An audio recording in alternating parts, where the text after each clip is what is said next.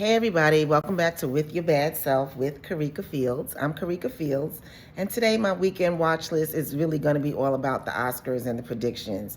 So stick with me and let's get into it.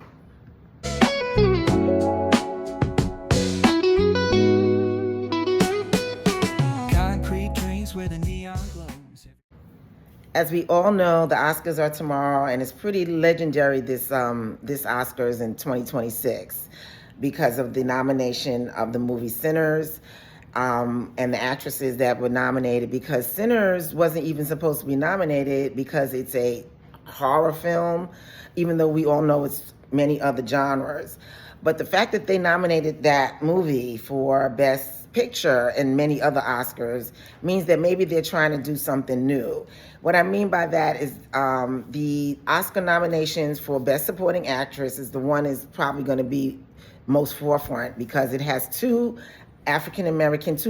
Black actresses. Tiana Taylor is African American and Wunmi Mosaku is Nigerian British. And they're going up against Amy Madigan, who I think will win because Amy Madigan is an old pro. I think she's going to win for Weapons, but it would be great to see Tiana win, and it would be great to see Wunmi win.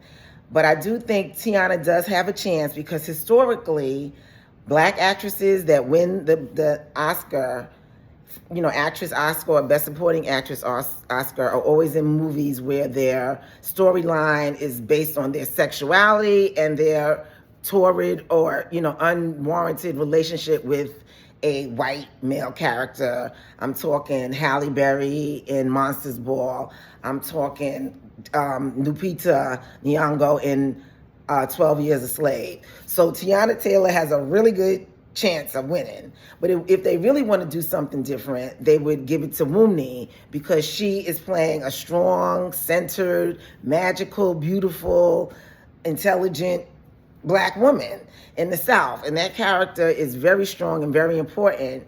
But then again, they gave Denzel the Oscar for, what was that movie that he won for instead of Malcolm X, So that's what they're trying to do. But speaking of, what was the name of that book? Training Day.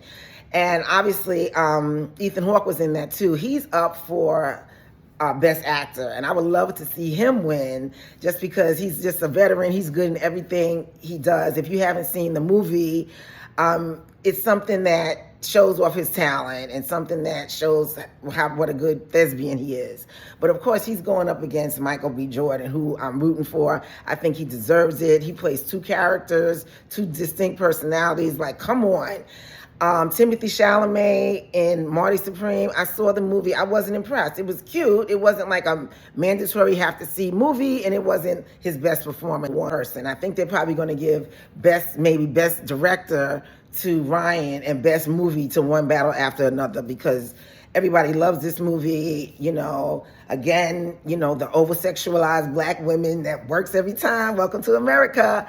Sinners needs to win Best Picture because it was the first movie that's nominated 16 times ever in Oscars. So it's already the Best Picture. So if they don't give it the Best Picture, I think that's going to be kind of redundant, whatever. It's going to be wrong. But we'll see because, the Oscars always surprises us because last year they played all in Demi Moore's face. We know she should have won that Oscar, and they gave it to that other girl. I can't even remember her name. Do you remember her name? Right. But this weekend, you have a little bit of time to try to catch up and maybe see some movies that are still out. I didn't see them all, so I can't even talk from that perspective. I didn't see Sentimental Value, and I hear that's good. That's a sleeper too. But if you have time, maybe try to catch up on some movies this weekend. I saw Hamlet. Hamlet is beautiful, and I highly recommend that movie. I think she might take it for Best Actress. Kate Hudson doesn't stand a chance. Sorry. If you're going to watch the Oscars, watch it with some kind of discernment, kind of know what you're talking about, to have some type of reference point. It makes it more interesting, and it makes you, have a more informed opinion.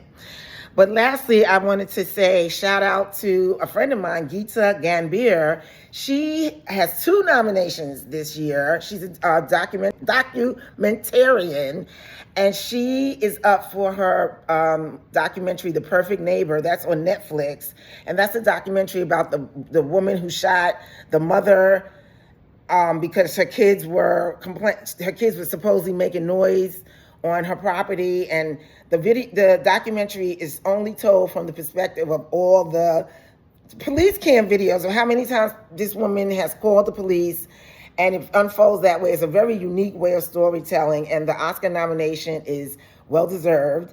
And her other nomination is for The Devil is Busy. It's a short film, and it's about a day in the life of an abortion clinic in Atlanta after, the ramifications of the current attack on women's reproductive rights. So I will be definitely voting for her. Well, not voting, but rooting for her. And I'm pretty positive she's going to come home with something in her hand. In the meantime, let's watch and see what happens. You can drop some of your predictions here. And until then, take care of yourself with your bad self. See you next time.